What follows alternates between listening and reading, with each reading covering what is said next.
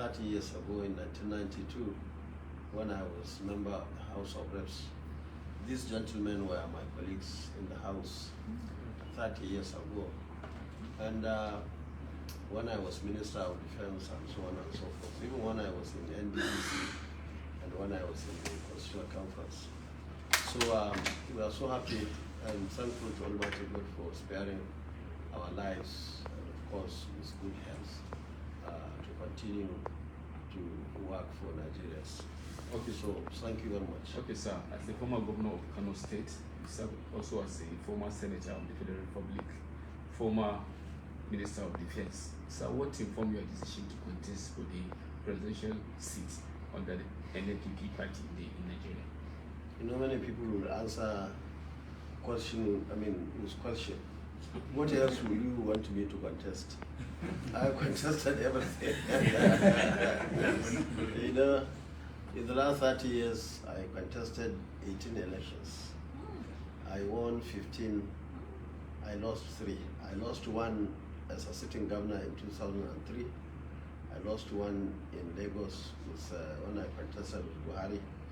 I lost 1 in Port Harcourt when I contested in PDP with Atiku and others. So I contested elections. I have been almost everywhere. And the idea of taking time to do all these things is to learn in the system. It's not a matter of, I read this book, or I crammed these figures. You go out and start telling people by mouth. Ours is practical. We go through the system, we work as hard as we can to ensure that we don't make mistake when we're there. And now we have accumulated enough experience and enough knowledge in the system to the extent that one will hardly remember any better person who can do this job in this country. So we are so happy that God spared our lives and we are in these various positions. And it's difficult to see anything which is not because all this time, in the last 30 years, not only we are working on the party, we are also working together with presidents beginning from IBB in 1992 to, of course, Shonekan in 1993. It goes on and on. Of course, Abacha, Abdusalami, Obasanjo, and so on, Yaradua, my late friend, and Jonathan, and of course now Muhammad Buhari. We were always there, either as people in the palace and also as people in the opposition. And all of them are important. And even the elections that I told you, the ones I won, they are very important. And even those that I lost.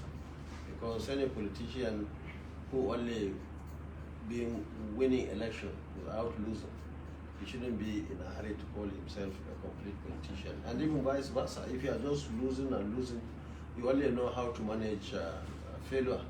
You wouldn't know how to manage success, and of course vice versa. So we are happy that we are able to put a sample on the ground. And now is the time to ask Nigerians to do the right thing. This is not the time to do any experiment. If you want to know anybody, go home and find out what he has done when he had opportunity. Not what he goes to the TV and television cramming all sorts of figures to tell people that this is that. Okay, what have you done when you had opportunity? And that is why everybody now believes that Kwankwaso has at least Kano or Northwest, because this is my home. This is where I belong. And it's not based on just because I come from here, or we share religion, or we share ethnicity and so on. No, based on practical performance. One question, sir.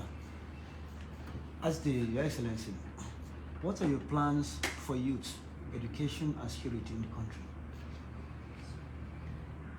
Education and security. Yes. Good.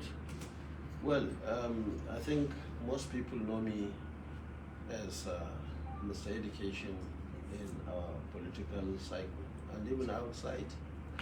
What we have done in education in 8 years in Kano is unmatched by any politician at all levels in this country. Nobody has done that much.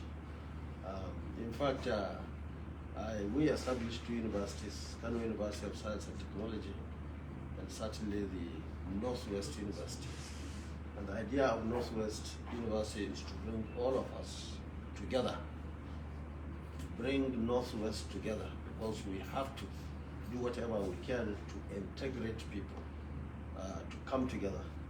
And the Chancellor, of course, is the Emir of Argungu here in Kebbi State. He has been there since the inception of the university. And we have done so much.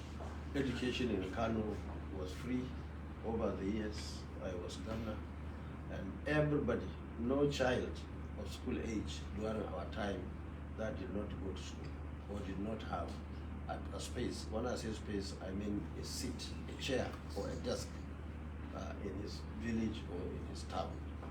There was nobody of secondary school who has qualified to go to secondary that did not get a space to go to secondary school. So also tertiary education in Kano State. Of course, we are feeding our children one meal every day. We were also giving them 2 sets of uniform to encourage them to go to school. We were teaching or training and retraining the teachers. Even teachers who had no NCE, over 21,000 of them were trained free of charge. We gave them scholarships to go and do their NCE and degrees to come back.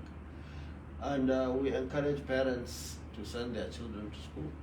So ours is a special case in Kano State.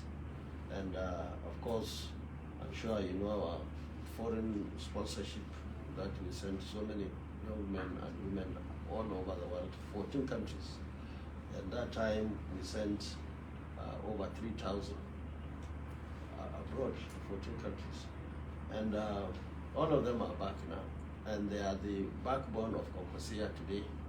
And they cut across all the states, including southern states.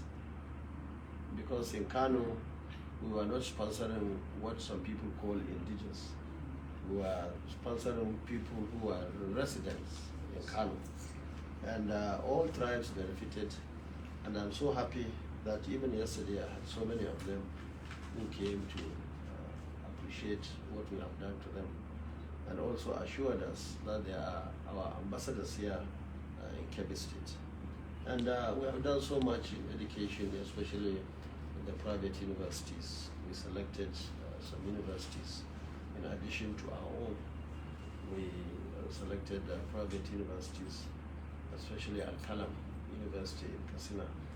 We sent over 400 Kano residents. Also Crescent, we sent 200, Bells University 300, Ignedian 300, even Abti in Adamawa 25, and so on and so forth. And we selected federal universities and built some hostels for them, especially Ahmad Bello University, Usman Danfodio University in Sokoto, and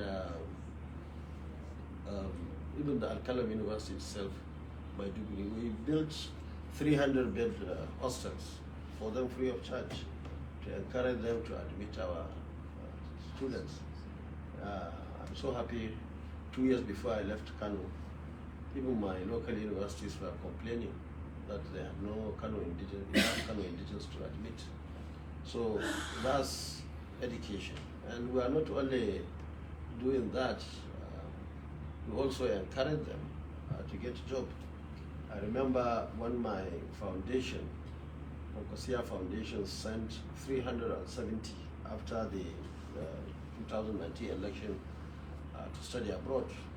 When they came back with their master's degree, we arranged what we call a job fair, inviting all the employers we could remember came. Many of them were employed. Some are now doing their own private businesses, both within and outside the country. Some are there doing their PhDs and so on abroad. So we thank Almighty God that we had the wisdom and courage and sincerity to face education squarely in Kano.